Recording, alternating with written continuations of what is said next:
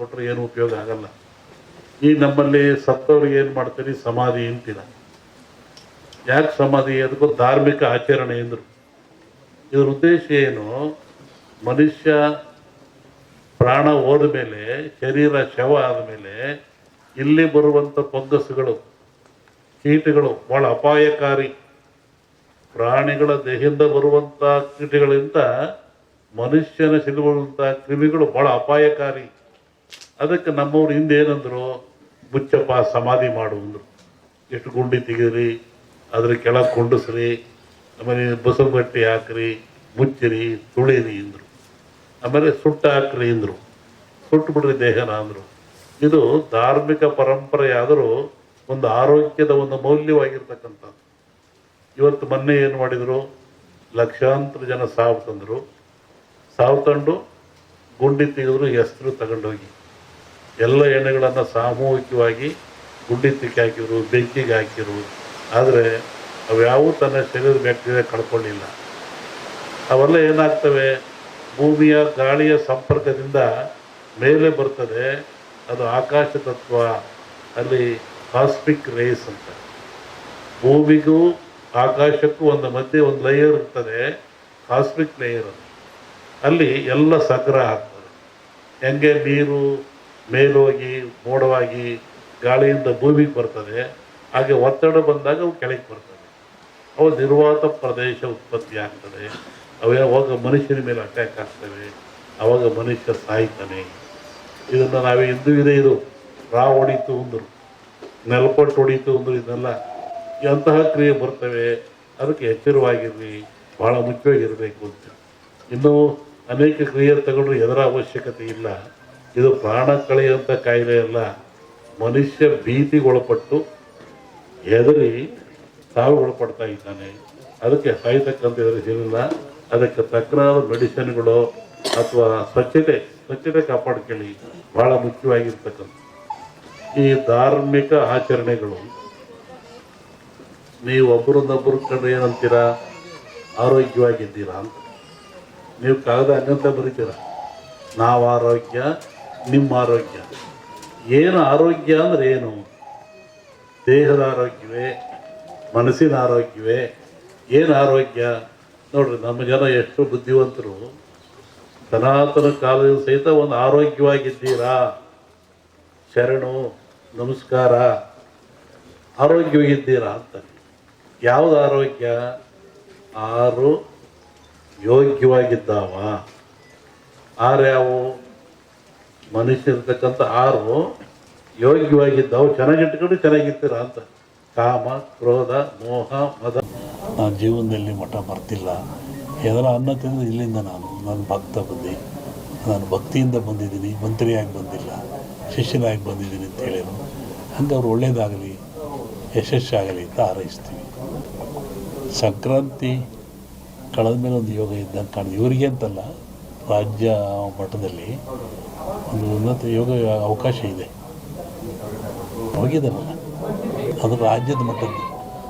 ನಿಮ್ಮ ರಾಜ್ಯದ ಮಟ್ಟಕ್ಕೆ ಸಂಕ್ರಾಂತಿ ಮೇಲೆ ರಾಜಕೀಯ ವಿಪ್ಲವ ಆಗೋ ಲಕ್ಷಣ ಇದೆ.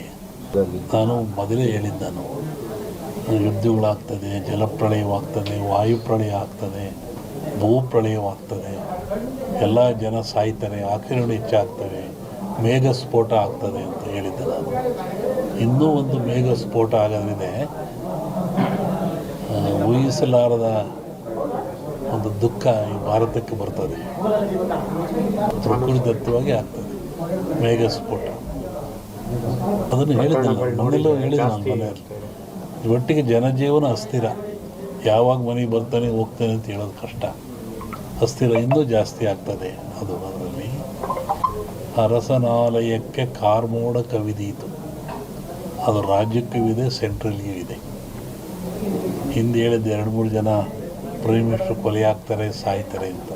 ಅದು ಆಗ್ತದೆ. ಸಂವತ್ಸರ ಪರದಲ್ಲಿ ಕಷ್ಟ, ಗುಣಲಕ್ಷಣ, ದ್ವೇಷ, ಅಸೂಯೆ. ಈ ಮಧ್ಯೆ ಒಂದಿಬ್ಬರು ಬಲಿ ಆಗ್ತಾರೆ. ಹೇಳಿದ್ದಲ್ಲ, ಸಂಕ್ರಾಂತಿ ಮೇಲೆ ವಿಪ್ಲವ ಆಗೋ ಲಕ್ಷಣ ಇದೆ. ಇಲ್ಲ ಸರ್, ಸಿದ್ದರಾಮಯ್ಯಗೆ ತೊಂದರೆ ಇಲ್ಲ. ಮೂಡ ಬರುತ್ತೆ, ಮೂಡ ಹೋಗುತ್ತೆ ಅಷ್ಟೆ. ಏನು ಆಶೀರ್ವಾದ ಬಂದರೆ ಆಶೀರ್ವಾದ ಆಗ್ತದೆ. ಜಗತ್ತಿನ ಸುದ್ದಿ ಈಗಲೂ ಇದೆ. ಅವಾಗ ಸಂಕ್ರಾಂತಿ ಒಳಗೆ ಮೇಘಸ್ಫೋಟ ಅನ್ನಲ್ಲ, ರಾಜಕೀಯ ವಿಪ್ಲವ ಇನ್ನೊಂದು ಸತಿ ಥರ ಆಕ್ಸಿಡೆಂಟು ಆಗ ಲಕ್ಷಣ ಇದೆ. ಅದು ಹೇಳಿದೆ ಫ್ಲೈಟ್ ಮೇಘ ವಾಯು ಫ್ಲೈಟ್ದೆಲ್ಲ ಹೇಳಿದ್ದಲ್ಲ, ಫ್ಲೈಟ್ ಬಿತ್ತು, ಜನ ಸಾಯ್ತಾರೆ, ಮರಣ ಆಗ್ತದೆ, ಜಲಪ್ರಳಯವಾಗ್ತದೆ, ಸಮುದ್ರದಲ್ಲಿ ಆಗ್ತದೆ ಎಲ್ಲ ಹೇಳಿದ್ದಲ್ಲ ಆಗ್ತದೆ. ಇನ್ನೊಂದು ಶ್ರಾವಣದಲ್ಲಿ ಹೇಳ್ತೀನಿ, ಜನವರಿ ಒಳಗೊಂದು ಭಾಳ ದೊಡ್ಡ ಆಘಾತ ಆಗೋ ಲಕ್ಷಣ ಇದೆ ಇಂಡಿಯಾಕ್ಕೆ. ಸೂಳೆಯ ಮಗನುಟ್ಟಿ, ಇದನ್ನು ಇಟ್ಕೊಂಡಿಲ್ಲಿ ಪರಿಹಾರ ಮುಂದೆ ಹೇಳ್ತೀನಿ. ಸೂಳೆಯ ಮಗನುಟ್ಟಿ ಆಳುವನು ಮುನಿಪುರವ, ಯುದ್ಧವಿಲ್ಲದ ಮಡಿಯೇ ಪುರವಲ್ಲ ಕೂಳಾದೀತು. ಇದು ಹಾಕ್ರಿ, ಇದು ರಿಸಲ್ಟ್ ಹೇಳ್ತೀನಿ, ಆಮೇಲೆ ಬಿಡಿಸಿ ಹೇಳ್ತೀನಿ ಅದನ್ನು ಏನು ಅಂತ. ಇನ್ನೊಂದು, ಅಕಾಲದಲ್ಲಿ ಮಳೆ ಬಂದರೆ ಸಕಾಲದಲ್ಲಿ ಮಳೆಗೆ ತೊಂದರೆ ಆಗ್ತದೆ. ಮುಂದೆ ಬೇಕಾದಾಗ ಮಳೆ ಬರಲ್ಲ. ಈಗ ಬಂದುಬಿಡಿತಲ್ಲ, ಮುಂದೆ ಒಳ್ಳೆ ಬಿತ್ತನೆ ಕಾಲ, ಬೆಳೆ ಕಾಲ, ಬೇಕಾದಾಗ ಬರಲ್ಲ. ಅಕಾಲದಲ್ಲಿ ಮಳೆ ಬಂದರೆ ಸಕಾಲಿ ತೊಂದರೆ ಆಗ್ತದೆ. ಈ ಸರಿ ಅಂಥದ್ದು ಏನಿಲ್ಲ, ಸಮತೋಲನ ಆಗ್ತದೆ. ಇನ್ನೂ ಜಲಪ್ರಳಯ ಇದೆ, ರಾಜ್ಯದಲ್ಲಿ ಜಲಪ್ರಳಯ ಇದೆ. ಇಡೀ ಭಾರತ, ಇವು ಜಗತ್ತಿಗೆ ಇದು. ಸಾಗರದಲ್ಲಿ ಒಂದು ಅಚ್ಚರಿಯ ಸಂಗತಿ ಕಾಣುತ್ತೆ. ಜಲಸ್ಫೋಟ ಅಂತ ಹೇಳಿದ್ದೆ ನಾನು, ಅಲ್ಲಿ ಒಂದು ಆಗ ಲಕ್ಷಣ ಇದೆ. ಎರಡು ಸೇರಿ ಆಗುತ್ತೆ, ಮನುಷ್ಯರೇ ಮಾಡೋದಲ್ಲಿ. ಕೆಲವೊಂದು ಹೇಳೋಕ್ಕೆ ಹೆದರಿಕೆ ಆಗುತ್ತೆ. ಪರಿಹಾರ ಏನೆಲ್ಲ, ಭಗವಂತನ ಧ್ಯಾನ ಮಾಡಬೇಕು ಅಷ್ಟೇ. ಯಾವ ಪೂಜೆ ಪುರಸ್ಕಾರದಿಂದ ಏನು ಉಪಯೋಗ ಆಗಲ್ಲ. ನೇರವಾಗಿ ಭಗವಂತನ ಧ್ಯಾನ ಮಾಡೋದೇ ಮುಖ್ಯ. ನೆನೆಸ್ಬೇಕು ಭಗವಂತ. ಸೂಳೆಯ ಮಗನುಟ್ಟಿ ಆಳುವನು ಮುನಿಪುರವ, ಯುದ್ಧವಿಲ್ಲದ ಮಡಿಯೇ ಪುರವಲ್ಲ ಕೂಳಾದೀತು. ವಿಷ್ಣು ವಾಮಾವತಾರದಲ್ಲಿ ವಾಮನ ಭೂಮಿ ಕೇಳಿದ, 3 ಅಡಿ ಭೂಮಿ ಕೇಳಿದ, ಎಲ್ಲ ಉಳಿತು. ಅಮೇರಿಕಾ ದೇಶದಲ್ಲಿ ಅಲ್ಲೇ ತುಳಿದವನ್ನ ವಿಷ್ಣು ವಾಮಾವತಾರದಲ್ಲಿ ಬಲಿಯ. ಅದನ್ನು ಮುನಿಪುರ ಅಂತ ಕರೆದರು. ಏನ್ಸಂಡ್ ಇಂಡಿಯನ್ ಹಿಸ್ಟ್ರಿ ಒಳಗೆ ಅಮೇರಿಕವನ್ನು ಮುನಿಗೆ ದಾನ ಕೊಟ್ಬಿಟ್ನಲ್ಲ ಅವನು, ವಾಮನಿಗೆ ದಾನ ಕೊಟ್ಟನಲ್ಲಪ್ಪ, ಅದು ಮುನಿಪುರ ಅಂತ. ಯುದ್ಧವಿಲ್ಲದ ಮಡಿಯ ಪುರವಲ್ಲ ಕೂಳಾದೀತು ಅಂತ. ಮುನಿಪುರ ಅಂದರೆ ಅಮೇರಿಕವನ್ನು ಮುನಿಪುರ ಅಂತ ಕರೀತಾರೆ. ಅದು ಅಮೇರಿಕ ಒಂದು ದೇಶದಾಗಿಲ್ಲ, ಎಲ್ಲರೂ ಸೇರ್ಕೊಂಡ್ರದಲ್ಲಿ.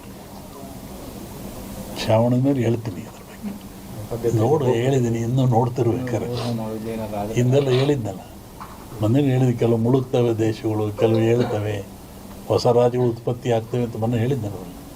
ಮತ್ತು ಮದ್ದಿಲ್ಲದ ಕಾಯಿಲೆ ಬರುತ್ತೆ, 5 ವರ್ಷ ಇರುತ್ತೆ ಕಾಯಿಲೆ ಅದು. ಮತ್ತು ಕೊರೋನಾ ಬಂತು.